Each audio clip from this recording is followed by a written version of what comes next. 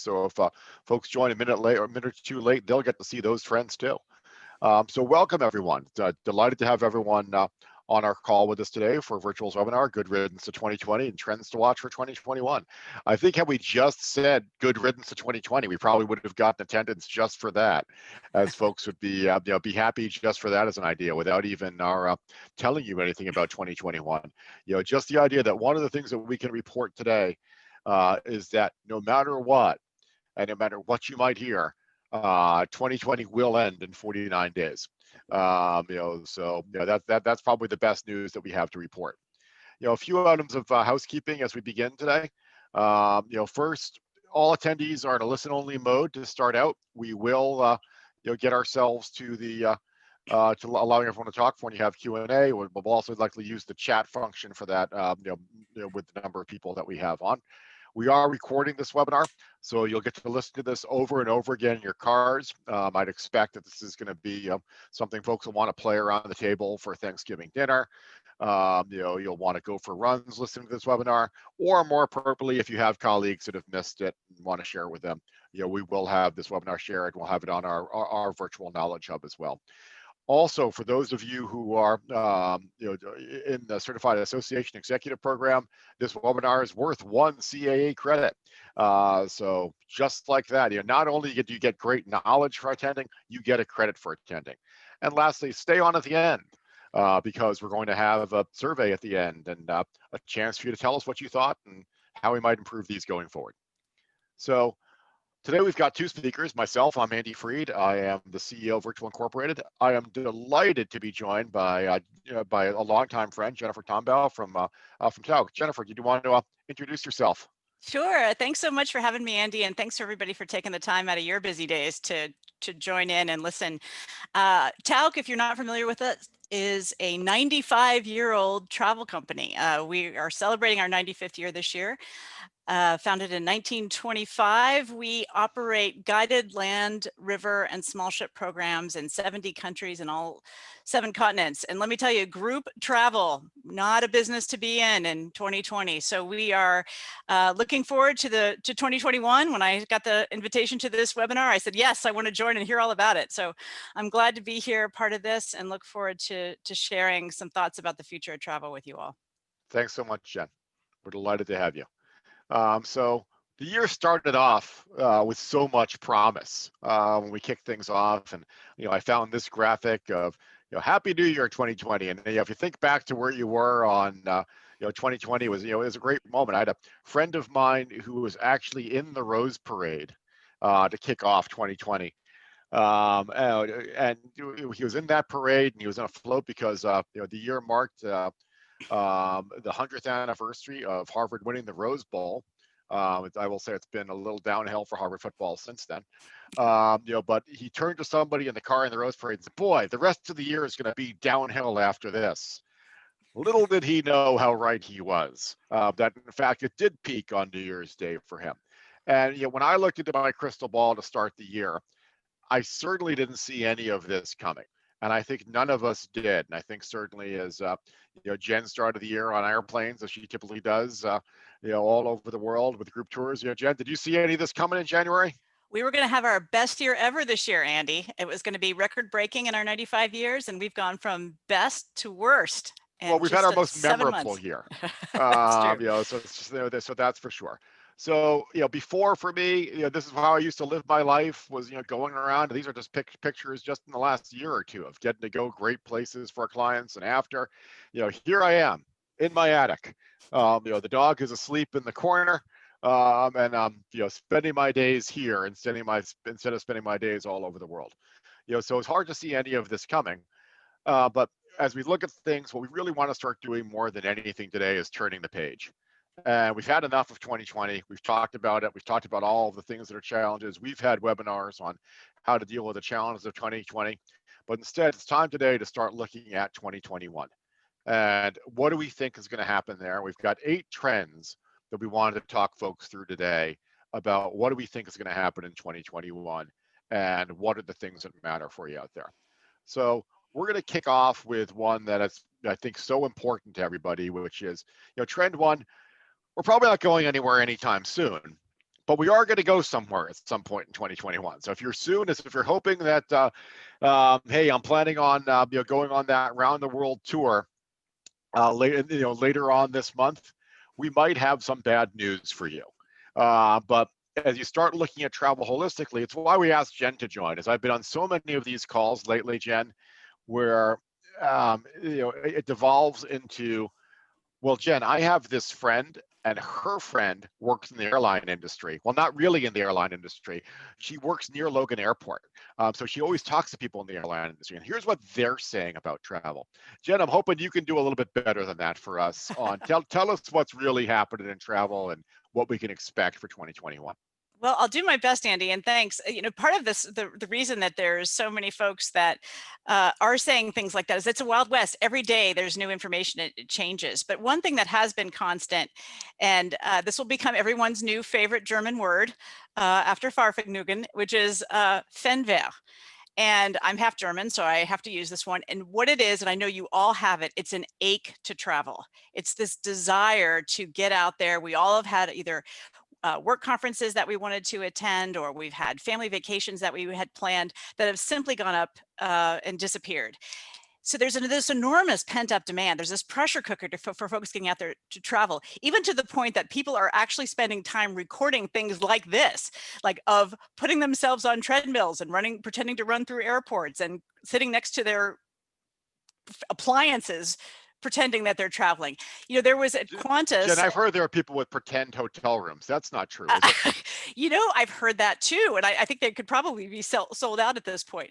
But Qantas Airlines on that point had sold 15-minute flights to nowhere and sold out. And Singapore Airlines is actually serving meals on some of their grounded planes at the airport, and people are signing up in spades. So there's a huge desire. And so the question becomes then, what is holding people back? And we can talk about this on this next slide, which is really fundamentally, it's a bit about fear, right? Where this is Maslow's hierarchy of needs. At the fundamental basic is, am I going to get sick? Am I going to die? Or if I'm going to be okay, am I going to make someone very close to me, perhaps my parents, a loved one, am I going to make them sick? And put their life at risk. And so there's been this enormous amount of uncertainty and difficult information as we've sort of learned about this virus. And there's been obviously in the news lots of conflicting information. And then there's a thought, well, okay, I think I'm going to be fine. But then what? What if I get there and I can't get back? What do I have to quarantine? Do I have quarantine for 5 days, for 10 days, for 14 days? All of that is changing literally daily right now. And then if I get there and maybe I can get through quarantine, do I have to quarantine when I come back home? And so you see this across states in the US, and you certainly see across this international borders as well. Beyond the fear, then there's the logistical challenges too. And so on the next slide, just speak a little bit to that. Right now you can't fly there. The challenge was certainly in the spring, some of the airlines were running at single digit capacity, right? And while we see some trends, which I'll speak about in a minute, improving, airlift has been a real big hurdle and hassle for everyone. But even beyond that, the changing rules, and for any of you who are even just trying to go out of state during the holidays, you know that this is the case. This is a map of Europe, and just finally a month ago, the European Travel Commission got together and agreed at least upon what the definition of some of these words are in terms of what the levels of infection, what those KPIs might be, so that at least there's a common standard in language when they talk about going across borders. But it's up to each individual country on how they're going to implement those, or evaluate those different standards. So this has made it incredibly difficult. And you saw this in the UK earlier this summer, where borders opened, people were traveling, but then, oops, Spain locked down again and people were stuck or trying to get through. And then there were folks who came in on the morning flight and they were fine, but in the afternoon they had to quarantine. So what does all that mean? And it's thrown the world of travel and certainly conference planning completely up in the air. So how does this all different between business and leisure travel? And I'm going to turn to my people much smarter than I am, which is McKinsey.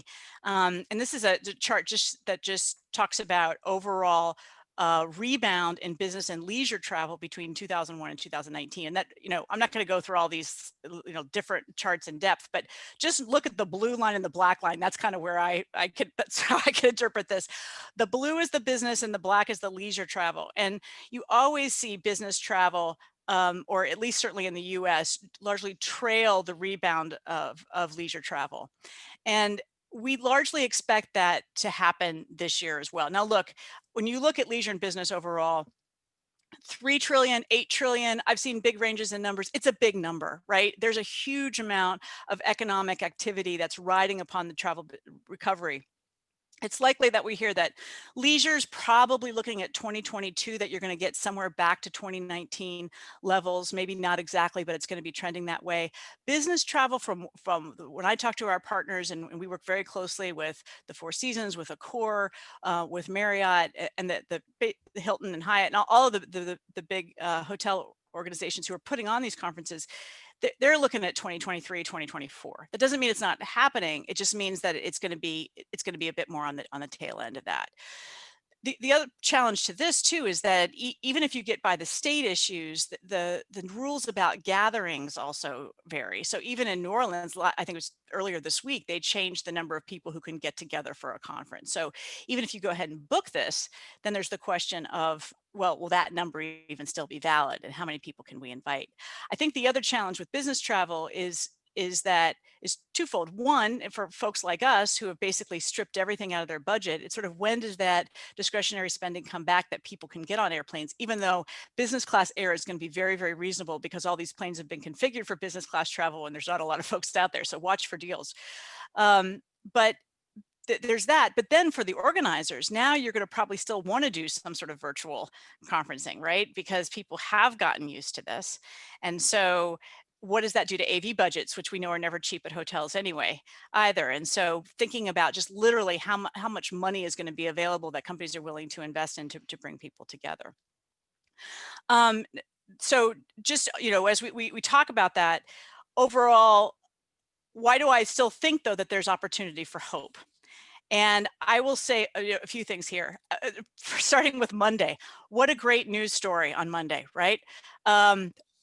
Pfizer coming out with their breakthrough news, probably looking at 40 to 50,000, million doses by the end of the year to those at most high risk. The rest of us getting vaccines probably by the end of the second quarter.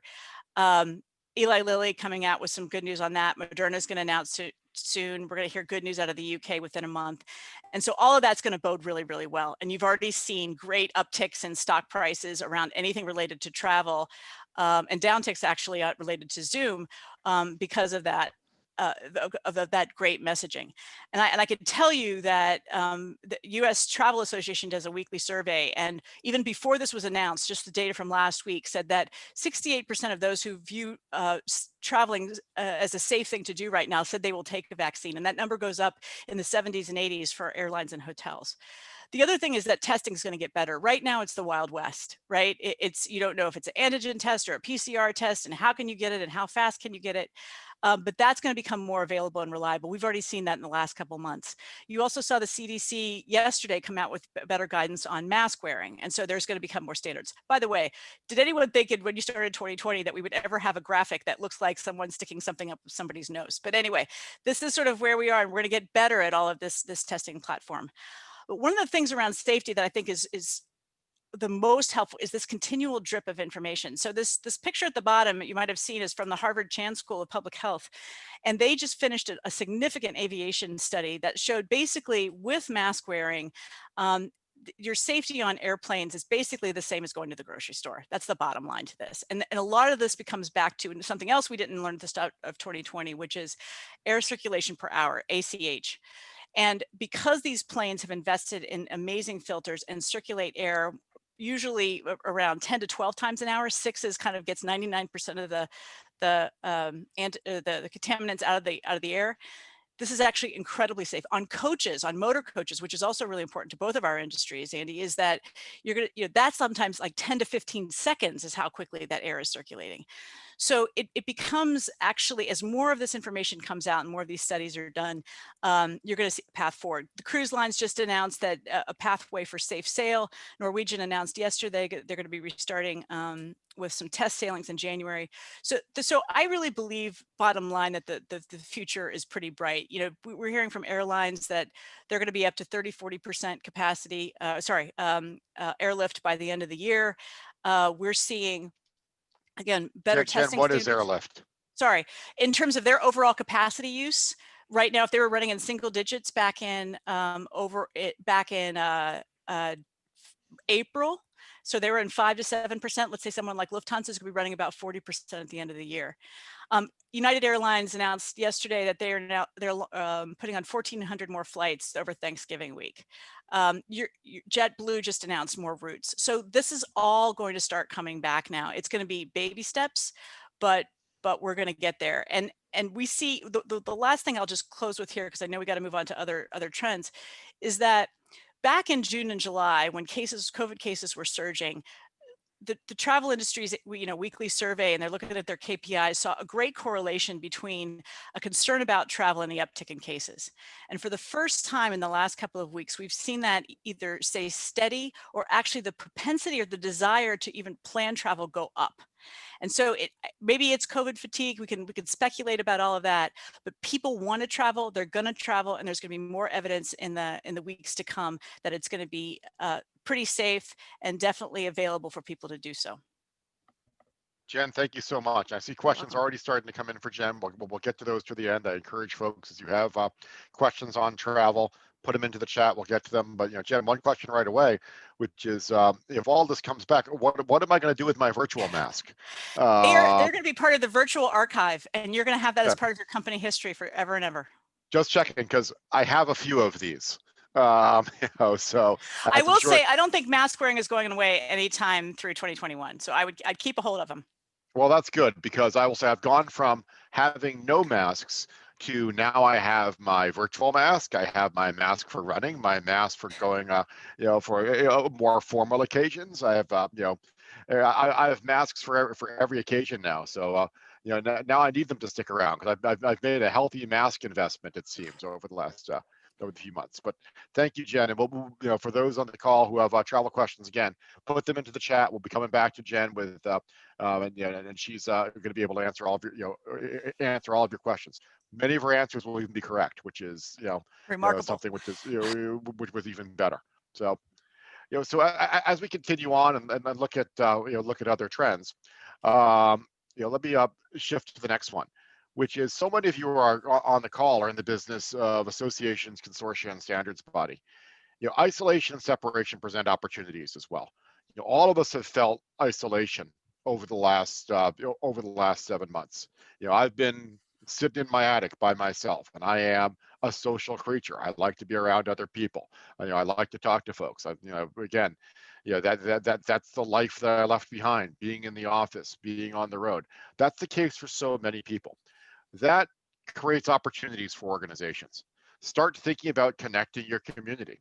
Start thinking about being in the business of connectedness, and not just being in the business of providing amenities or providing conferences. You're in the business of bringing members together and bringing groups together.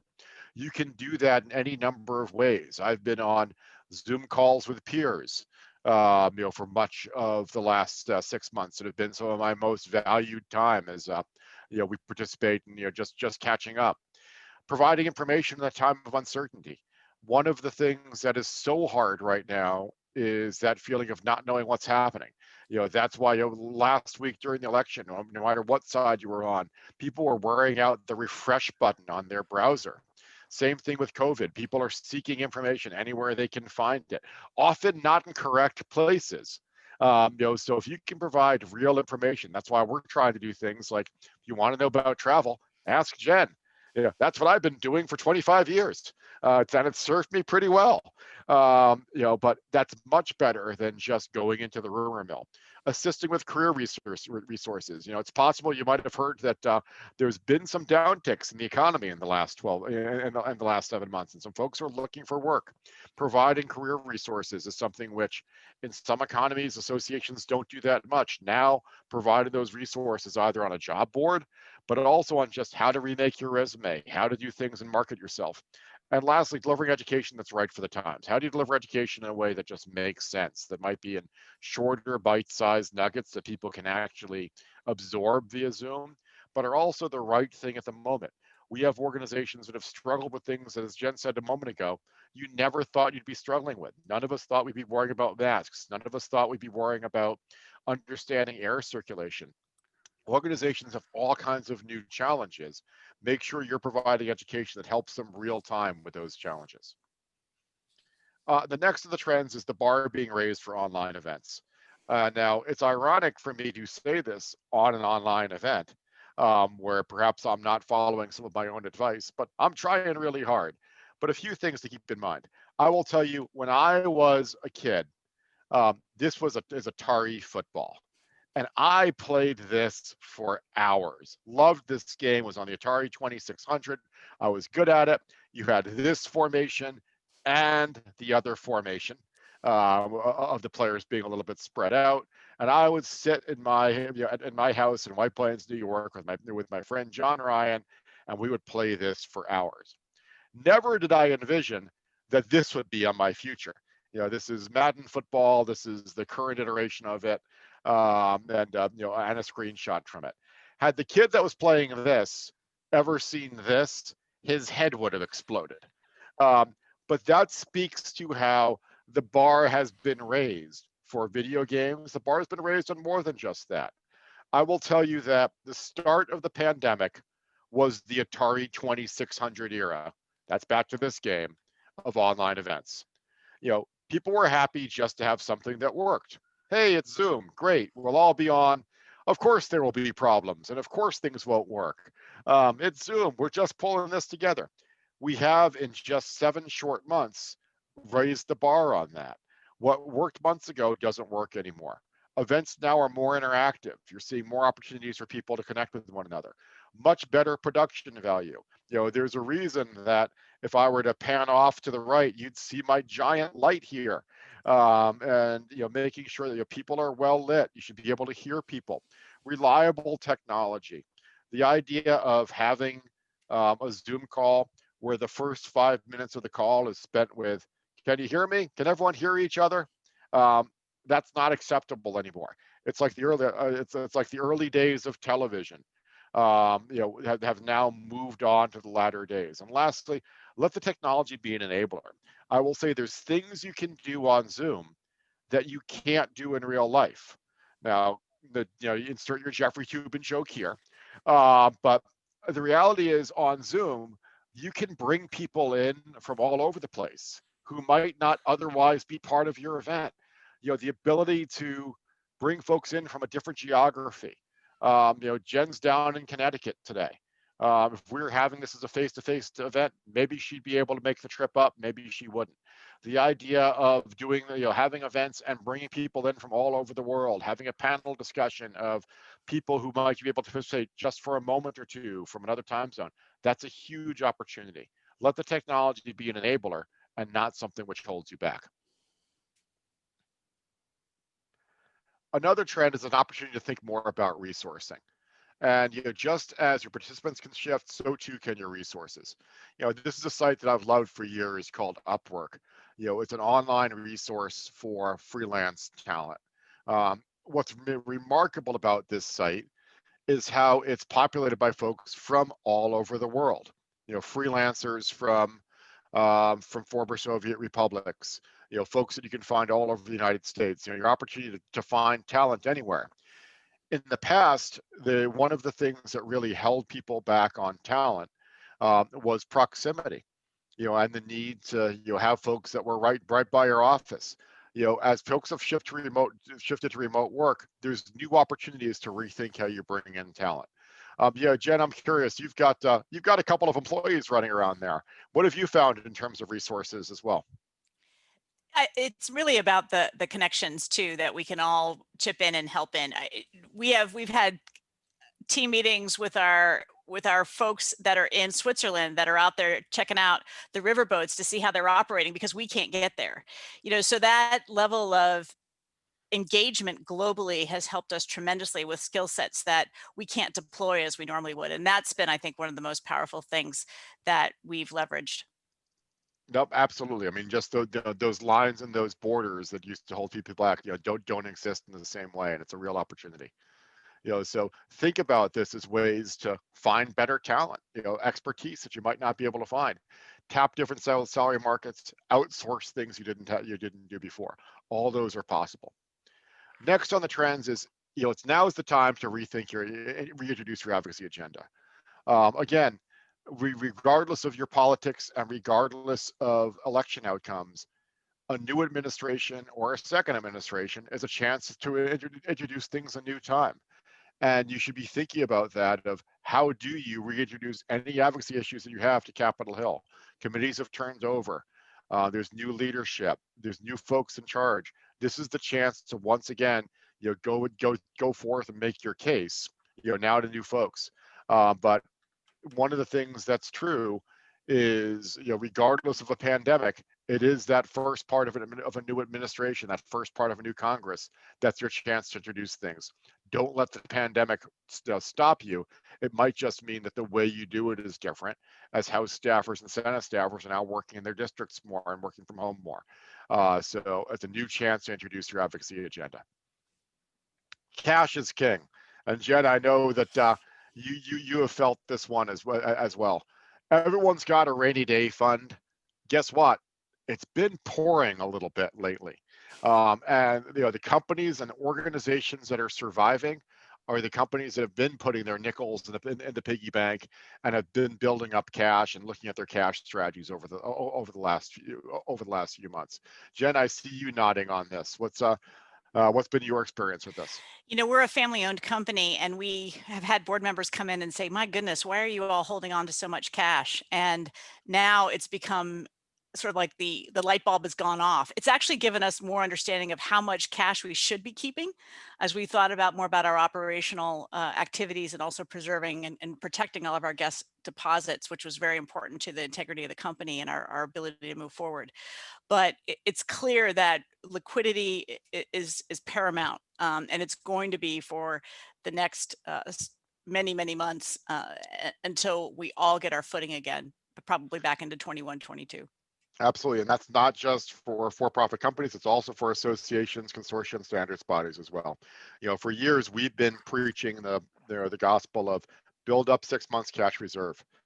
Build up that reserve fund. It's so important, and been measuring our clients against that, and that's so important. The clients that have been able to weather this storm are the ones that had the rainy day fund and were able to have cash in the bank. So really looking at how you do that and looking at how you sustain that for the years after the pandemic as things get back to normal. So next to the trends, and this is one which I'll give Jen credit for as we were sharing this for reminding me of how true this is. How much has gone digital? And there's so many things over the last few months that have changed. Contactless transactions. We've been working for years with an organization called the NFC Forum. And the NFC Forum is really that's the rails that Apple Pay and Google Pay and Samsung Pay and all of those technologies run on. For years we talked about, well, what's going to be the thing that grows contactless transactions, particularly in the United States. And who knew all we needed was a pandemic? Had we put that forward as a marketing plan, I think that probably would have been well received. That we're just going to instigate a pandemic. So it's probably best that we waited for one rather than trying to create one. But the growth of contactless transactions has been extraordinary over the last few months. And you're seeing more and more statistics from the payment card brands that people are more apt than ever to pay for things in a contactless way. Augmented reality and virtual reality. I've got a son who is a senior in high school right now. He has not visited any colleges in real life. He has visited many colleges on virtual tours. So the opportunity to to use technology to visit places, see things, have experiences you wouldn't otherwise have. Video gaming. You're seeing folks. It's not just. Again, it's not just me on the Atari 2600 when I was 12. Gaming has taken off in a new way. So that's another technology that we've certainly seen. And lastly, streaming and all of the things that go into the streaming infrastructure. Again, to create streaming networks, it's not just about having Netflix be better, as so many of the folks in this call that deal with technology standards realize. And we have the Alliance for Open Media folks who have joined us as well. It's about better codecs, it's about better compression, it's about better bandwidth. These are all things that people need. I will say in my house, I was stunned when I was looking at someone being enough of a geek that I would look at some of our router statistics in March, April, when everyone was home. So I've got now 3 kids home. I'm doing constant Zoom calls.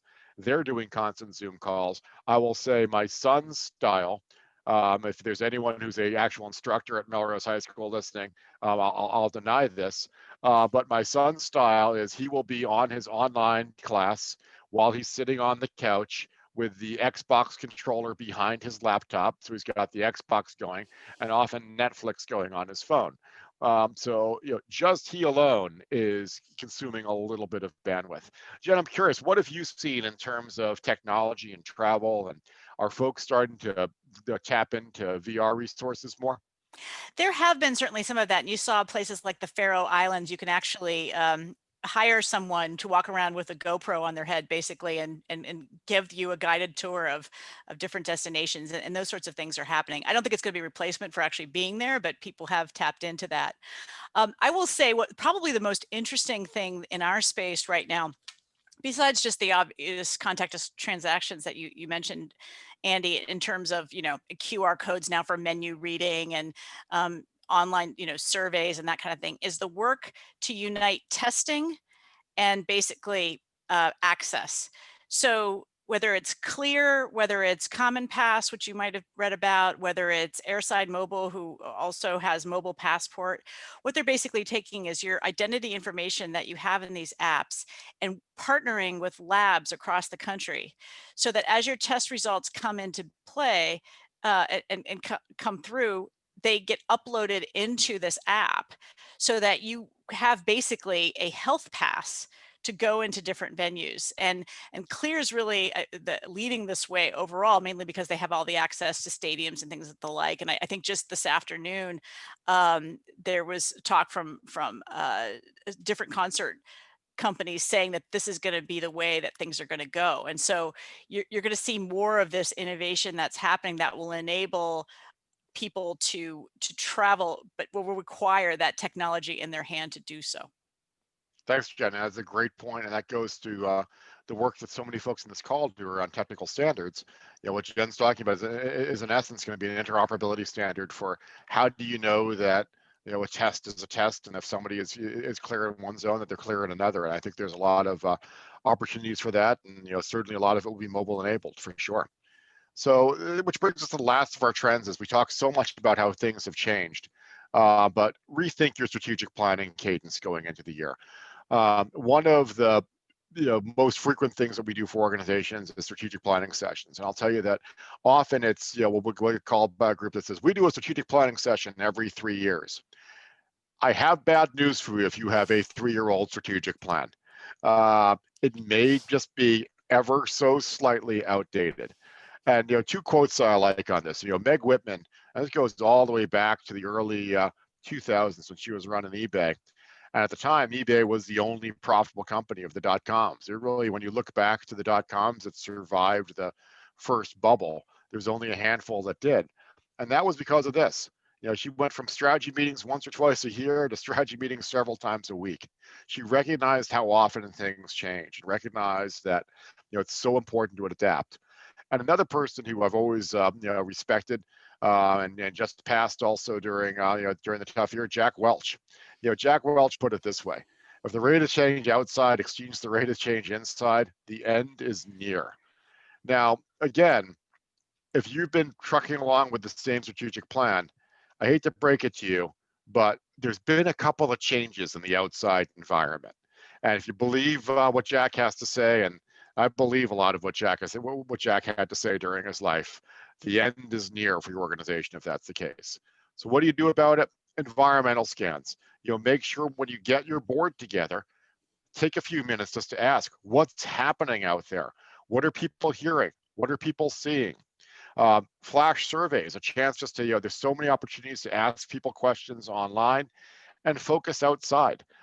Don't just look at your own organization. Make sure you're looking at the broad trends that are happening. Jen, your organization has gone through 95 years of changes. So I mean, you guys did really well on things like the automobile, coming in. But this has certainly been a change like none other you've seen. How have you shifted and adapted your planning cadence in such a crazy time? Yeah, it's sort of like 2009 all over again. Very early on, Andy, I think it was March, I went to a webinar that talked about strategic planning, and it was so refreshing because basically the professor said, nobody knows what's going to happen and nobody knows the answers. So everyone needs to start asking a lot of questions. And the word agility, flexibility, whatever ITY word you want to use there, optionality, is that if you stay true to who your values are as an organization and have a process in place and try things and then acknowledge that you can all talk about it, know that you don't know, and iterate on that. But as long as you come back to your core values of who you are as an organization and what you want to stand for, yes, you'll make mistakes, but you'll do right by your customer base. And so we meet literally every day. Our executive team has been meeting. We're a little tired of each other every day since March, for an hour, and just to touch base on what we're learning. We pivoted from our 3 strategic priorities to 3 new efforts to retain our guests, to restart our business, and to rebuild our engagement with our customers. And it's not that we threw everything else out the window. We've iced some of it, and some of it will come back, and some of it will be in different forms. But we've really grounded ourselves in doing, okay, what's right for our guests, and let's figure out how we drive this forward. Yeah, Jen, what you described sounds very familiar. With even just internally to virtual, we had decided amongst my direct reports that we would start to gather on a daily basis in March, just for the few weeks of the crisis. And so far from March until today, we've only missed one or two days of getting together, and it's always been important. There's always been things that we need to cover and things we need to talk about. So thank you for that. So as we go through those trends, let's stop now for more questions. And I see a few things that have come in on the chat. A reminder to folks that you have the ability to either put something in the chat box or in the Q&A box. I see a few things in both that we'll be going to. But please start your questions coming. And not surprisingly, our first question goes to Jen.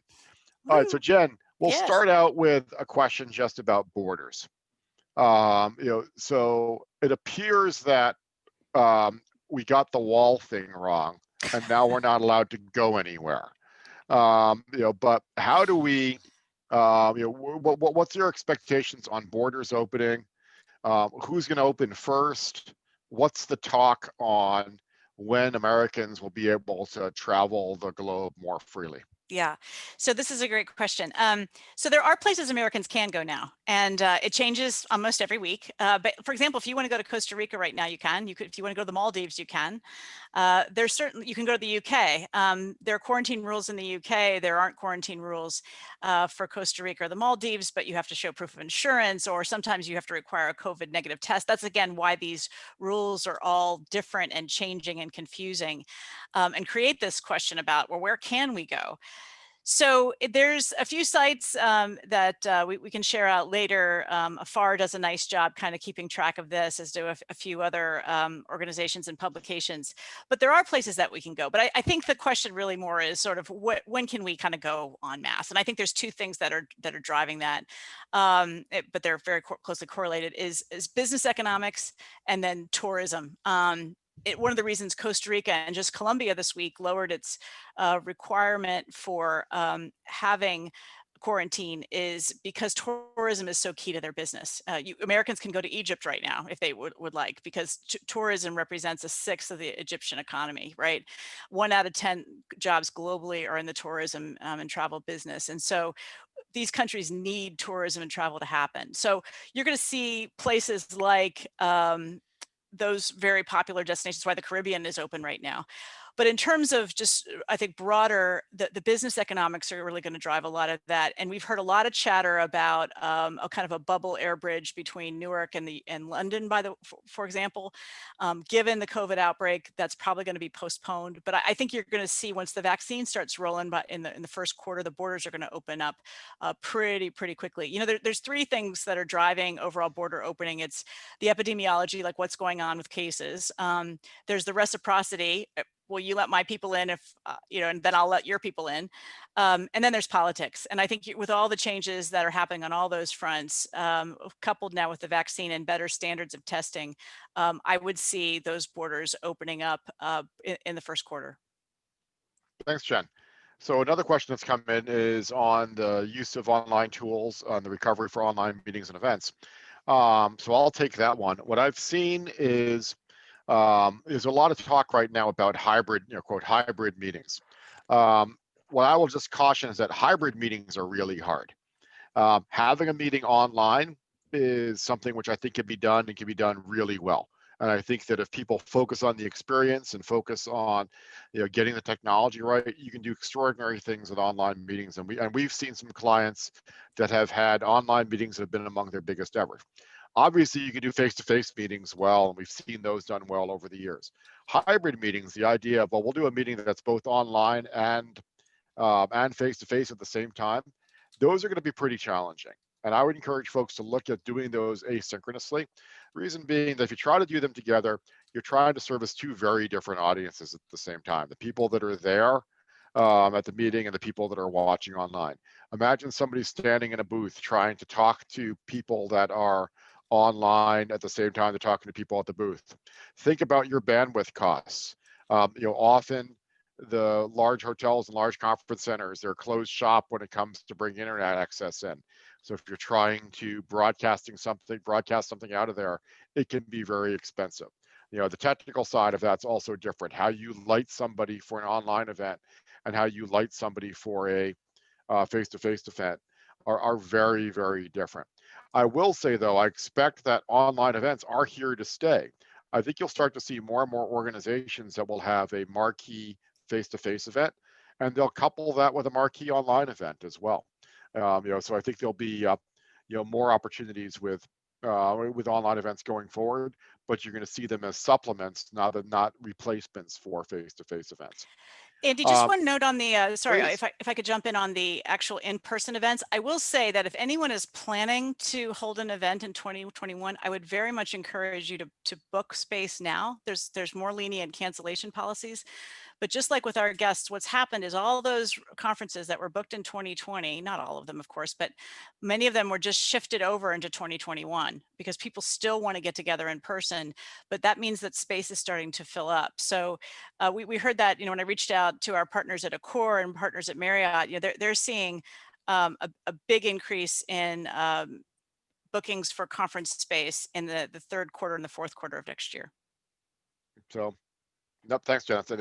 That's a great point, and certainly something which you hear about also anecdotally in weddings and and other venues where folks are finding it harder to book things. Yeah. So, Jen, a few other questions just on on some of what you're talking about with apps and some of the some of the interoperability on that. I mean, what are you hearing on security for that, and how will those really be interoperable, and how they'll store their data? Any idea of of how the back end on some of those will work? So I was an English major, so I'm going to get out of my league here very, very quickly. But the way I understand it we've talked to folks at Clear and at the folks who do Mobile Passport and at Common Pass, And it's basically done through a third-party API. So nothing is really stored on your phone or at the specific center, but rather the identity is matched. So what happens, for example, is you scan your passport or your driver's license, it verifies who you are. And then when you go, and you obviously have to do the same when you get a lab report, through a third-party API, that information is matched. And so when you can pull up your phone and say it shows green, you're good to go. So it's all, it's done in a extremely secure way, just like as you would do with your credit card, Apple Pay or something like that. That's all handled through that third-party key that makes sure that identity and that information is secure. Thanks, Jen. Another question was coming, which has come in, has been about the experiences that folks have online, and what's available to kind of keep people connected, and what we've seen that works. So, what I will say is that, in terms of keeping people connected and things that work, think about, be creative and look for opportunities to engage folks. So we just finished up a conference where, we had a Zoom magician for a shared experience for folks. And he was fantastic. I mean, so all he does right now is Zoom magic shows, and gave attendees a shared experience. We also have done conferences where we'll bring in somebody who can just be a conversation instigator. It's very hard for folks to have 45 little Zoom panels and get a conversation going with people that they don't know. But bringing in, for example, on one conference we were on, we brought in a movie critic, and he talked about, here are things you probably haven't seen on Netflix that you might want to watch. And all of us have that feeling of, I feel like I finished Netflix. Well, he had some things that we hadn't thought of, and was able to just talk about, oh, if you like this show, you'd also like this show. You like this movie, you'd like that. Think about bringing in folks who can just keep the conversation going. Jen, I also know that groups like Airbnb have done so much in terms of online experiences, and that's now become a big part of the Airbnb experience.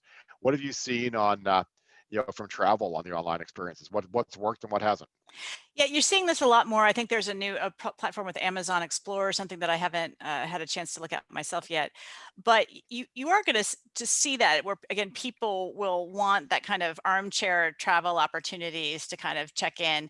One of the things that we launched that we didn't have some silver linings you talk about for the year is we have a platform called Compass. It's a every other week newsletter that we send out, and one of them is a kind of an inside talk. So we've gotten, for example, one of our tour directors who lives in Florence got one of our local guides to do a bike tour of Florence, and she narrated it. It was all on Facebook Live, and visited some of the places that we would do on tour. And it was we had something like 2,000 or 3,000 of our guests kind of and friends chime in and tune in to watch this because they want those kinds of experiences. I think you'll continue to see that sort of offering out there.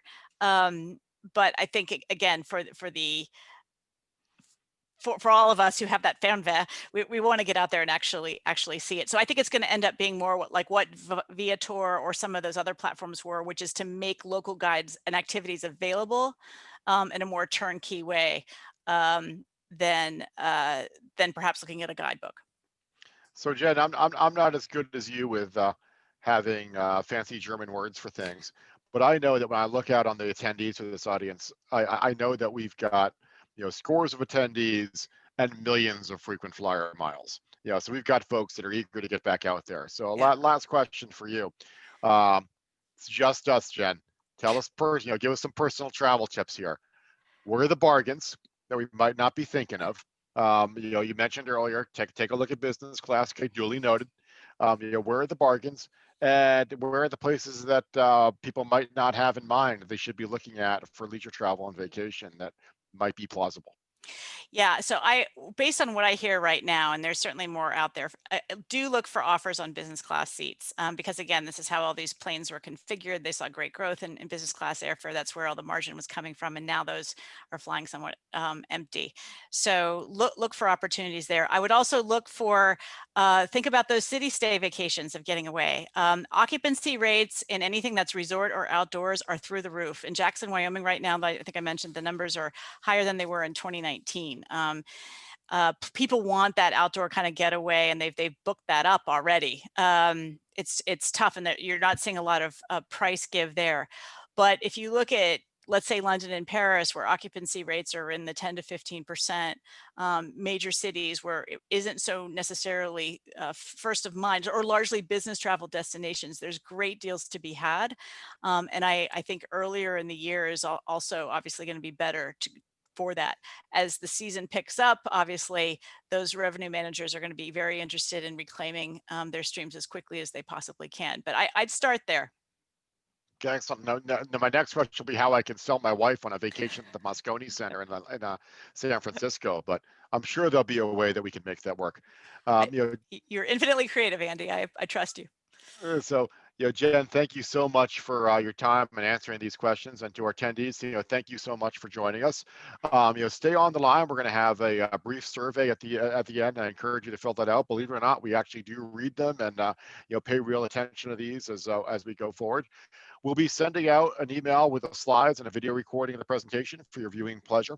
And please feel free to share those with colleagues that may have missed it and pass it around. Take a look at our website, virtualincorporated.com. Connect with us. And if you have any questions, that's my personal email. I won't be so forward to have to share Jen's, but if you've got travel questions for Jen, I'm happy to send those along to her. And I know that she'd be delighted to get back to you. So thank you so much for joining us, and delighted to have folks with us today.